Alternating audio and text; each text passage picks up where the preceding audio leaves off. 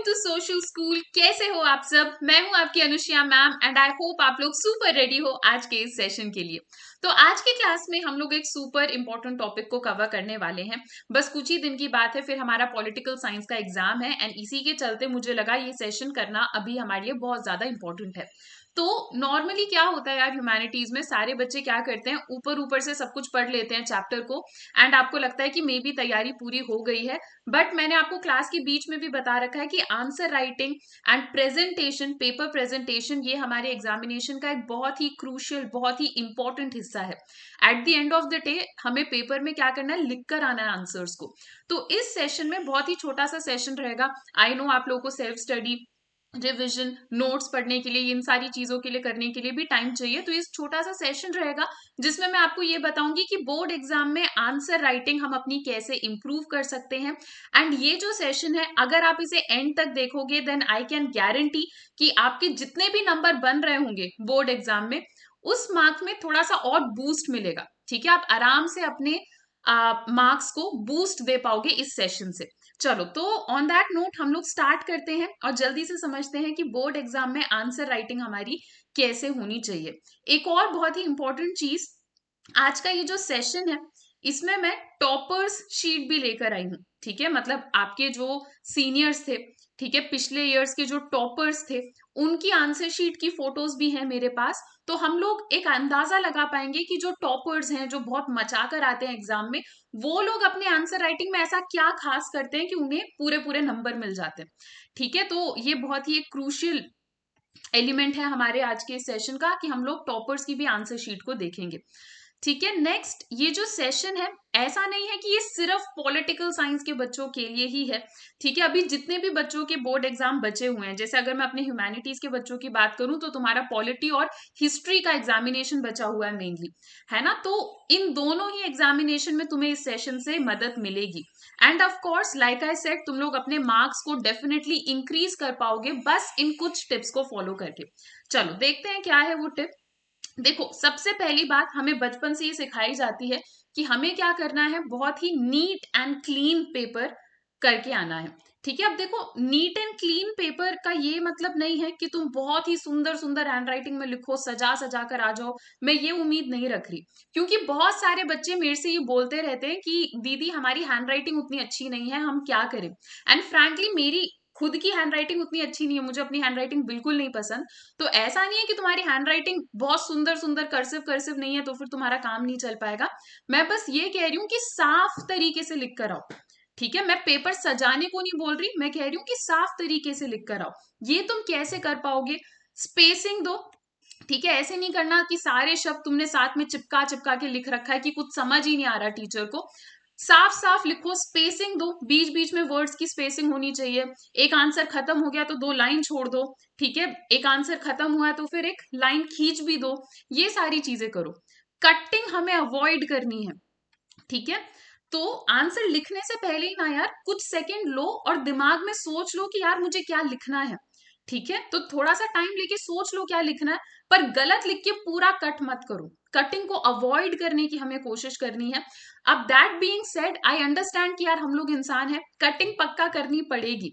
तो कटिंग करने का भी ना एक तरीका है। जैसे मान लो मुझे इस वर्ड को कट करना है, ठीक है, क्या करो, एक पेंसिल लो या फिर अपने पेन से ही एक सीधी लाइन खींच दो इसके ऊपर। बस इतना काफी है। ठीक है, इतना कर दोगे, टीचर को आ गया समझ कि वो शब्द कटा हुआ है, उसे नहीं देखना, आगे बढ़ते हैं। ये नहीं करने बैठना यार कि तुम क्या कर रहे हो, पूरे शब्द को ऐसे स्क्रिबल करके अपने 5 मिनट तुमने इसी में लगा दिए, पेपर को भी फाड़ दिया, इंक भी फालतू में वेस्ट कर दी। ये नहीं करना। ठीक है, ऐसे नहीं सोचना कि ये जो शब्द मैंने लिखा है इसे तो पूरा छुपा ही देते हैं टीचर से। ऐसा कुछ करने की जरूरत नहीं है, छोटा सा एक कट मारो और आगे बढ़ो। ठीक है, तो ये एक एग्जाम्पल है, ये हमारे टॉपर की ही आंसर शीट है, पॉलिटिकल साइंस की ही आंसर शीट है। इससे तुम्हें थोड़ा सा आइडिया लगेगा कि what do I mean when I से कि क्लीन पेपर होना चाहिए। ऐसा तो नहीं है ना यार कि इस बच्चे की जो हैंड राइटिंग है वो बहुत कमाल की है या बहुत कर्सिव है, बहुत सुंदर है, नहीं। पर मुझे कोई दिक्कत नहीं आ रही, इस बच्चे ने जो भी लिखा है ना मुझे वो बहुत साफ साफ समझ आ रहा है, कोई दिक्कत नहीं आ रही है मुझे इस बच्चे के आंसर शीट को पढ़ने में। ऐसा नहीं लग रहा कि बहुत जोर लगाना पड़ रहा है, बहुत मेहनत लग रही है, टाइम घिस रहा है मेरा इसकी हैंडराइटिंग को समझने में। कितना साफ साफ लिखा है, कहीं पर भी कटिंग नहीं कर रखी है ना, और बीच बीच में देखो स्पेस भी डाल रखा है, ठीक है, दो पॉइंट्स के बीच में भी इस बच्चे ने स्पेस डाल रखा है। तो this is what I mean when I से कि क्लीन नीट पेपर तुम्हें करके आना है, ठीक है, कटिंग अवॉइड करो और साफ साफ लिखो, ठीक है, ये कुछ चीजें याद रखना। आगे बढ़ते हैं, और क्या करके आओगे, तो आंसर राइटिंग करते टाइम जो तुम्हारे की वर्ड्स हैं उनको हाईलाइट करो। अगर तुम्हें लगता है ना कि तुमने अपने आंसर में कुछ ऐसा लिखा है जो किसी और बच्चे ने नहीं लिखा होगा, या कोई ऐसा शब्द लिखा है, किसी एग्रीमेंट का नाम, किसी लीडर का नाम, या कोई ईयर जो शायद कोई और बच्चा नहीं लिख कर आया होगा, शायद बाकी बच्चे उस टर्म को भूल गए होंगे, तो तुम क्या करो, उस टर्म को अंडरलाइन कर दो, ठीक है, टीचर को खुद दिखा दो। जो भी टीचर चेक कर रहा होगा आपके आंसर शीट को, उनको खुद ही दिखा दो कि देखो मुझे ये भी आता है और मैंने ये भी लिखा है पेपर में। तुम्हारा काम है ये कि जो टीचर चेक करें आंसर शीट को, उन्हें कोई दिक्कत ना आए ये समझने में कि तुम एक बहुत ही बढ़िया स्टूडेंट हो जिसने हर चीज लिखी है। तो अपनी तरफ से हर एक वर्ड को हाईलाइट कर दो। हाईलाइट करने का क्या मतलब है कि मतलब लाइन खींच दो, अंडरलाइन कर दो। मैं ये नहीं कह रही वो हाइलाइटर लेकर बैठ जाना एग्जामिनेशन में, ऐसा कुछ नहीं करना, ठीक है, अंडरलाइन करना। और किसको अंडरलाइन करना है, हमारे कीवर्ड्स को, जो इंपॉर्टेंट इंपॉर्टेंट टर्म्स हैं सिर्फ उनको अंडरलाइन करके आना। अभी मैं दिखाऊंगी एक टॉपर की आंसर शीट तो तुम्हें और क्लियर हो जाएगा। हमारे जो टीचर्स होते हैं बोर्ड एग्जाम में अक्सर जल्दबाजी में चेक कर जाते हैं, तो लाइक आई सेड हमारा काम है ये कि उनके लिए आसान हो जाए ये पता लगाना कि इस बच्चे को सब आता है, इस बच्चे ने सब लिखा भी है पेपर में। ओके, तो कुछ इस तरीके से तुम्हें करना है। ये आपके ही एक सीनियर की टॉपर की आंसर शीट है, ठीक है। एंड जैसे फॉर एग्जांपल 1997 क्योटो प्रोटोकॉल बोला इस बच्चे ने, Rio summit, Paris climate control agreement, ये सारी ऐसी चीजें जो इस बच्चे ने लिखी हैं। शायद बाकी बच्चों को ये टर्म, ये ईयर, ये प्रोटोकॉल के नाम याद भी ना हो, बाकी बच्चों ने शायद स्किप कर दियो। इस बच्चे ने कितने क्लियरली से अंडरलाइन करके दिखा रखा है कि देखो मुझे ये सारी चीजें आती हैं, ये सारी चीजें मैंने मेंशन भी कर रखी हैं, ठीक है। यूएनएफसीसीसी की भी इसने फुल फॉर्म क्लियरली लिखकर यहाँ पर अंडरलाइन कर रखी है कि मुझे तो इसकी भी फुल फॉर्म आती है। यहाँ पर देखना कितने प्यारे तरीके से कटिंग करी है इसने, है ना, जैसे मैं समझा रही थी कि छोटा सा कट मारो और आगे बढ़ो। तो अगर कटिंग तुम्हें करनी ही पड़े तो इस तरीके से करना।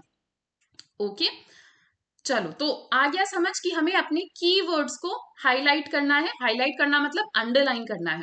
आगे बढ़ते हैं, और क्या करना है तुम्हें, अपने आंसर्स को कोशिश करना पॉइंट वाइज लिख कर आओ, ठीक है। अगर तुम बहुत भारी सा पैराग्राफ लिख दोगे, किसी टीचर का मन नहीं करेगा उस पैराग्राफ को पेशेंटली पढ़ने का। तो अगेन तुम्हारा काम है, तुम पॉइंट वाइज सिस्टमैटिक तरीके से अपने आंसर लिख के टीचर के सामने प्रेजेंट कर दो, पॉइंट वाइज लिखना, ठीक है। और क्या करना है यार, सब हेडिंग्स डाल देना, ठीक है। सब हेडिंग्स का क्या मतलब होता है, अभी तो वैसे मैं आंसर शीट में तुम्हें दिखा दूंगी। मान लो कोई टॉपिक है, जैसे मान लो एनवायरमेंटल प्रॉब्लम्स हम बोल रहे हैं, है ना, तो एनवायरमेंटल प्रॉब्लम्स में मान लो तुम्हें दो पॉइंट लिखने हैं कि एक तो ओजोन लेयर डिप्लीट हो रहा है और एक तुम्हें लिखना है डिफॉरेस्ट्रेशन हो रहा है। तो ओजोन लेयर डिप्लीशन, डिफॉरेस्ट्रेशन, ये हमारे सब हेडिंग हो गए, ठीक है।